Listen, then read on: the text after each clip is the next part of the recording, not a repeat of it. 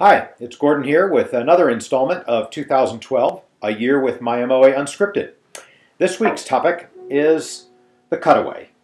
Now we make that cutaway, and by the way, that refers to the fact that up here the instrument has this shape versus, well, this is a soprano, but versus this shape up in here, there. So that's what a cutaway is. Why is it? Well, some people just like the aesthetics of that cutaway. I do love the lines of the cutaway and the body. Technically, the reason you have it is that so you can access more of the frets.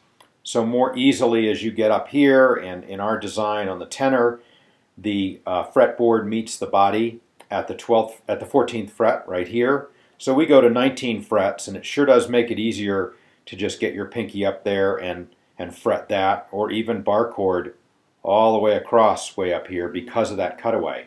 So it gives you more access to the upper frets. The question often asked is, does it affect tone? And the answer is, in a nutshell, not in a discernible way, and we designed it that way. As you probably know by now, I'm an engineer by background, so when I sought about designing the body of the tenor and the baritone, and those are the only two where we do the cutaway. One of the things we were looking at is what is the volume, the airspace volume of those instruments and of this body. And the reason is that it's that airspace, that volume, which determines how well the instrument can represent certain notes. And in the tenor, we need to go all the way down to that low G. And so we designed a body so that even when it has the cutaway and we lose a little bit of air volume, it still accurately and in a well-balanced way represents that low G. In the baritone, we have to go down further. We go down to that low D. And again there with the baritone body, we designed it in a way that even with a cutaway, it represents that note well. And you can see this design if you look at a stand-up bass. That's got to represent a very low note, and so that's got an even bigger body.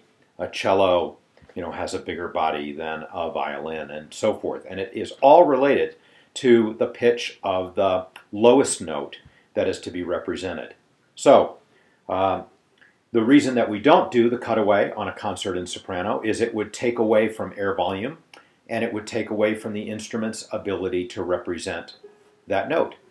So that's the answer to that question on the cutaway. Thanks, and we'll see you next week.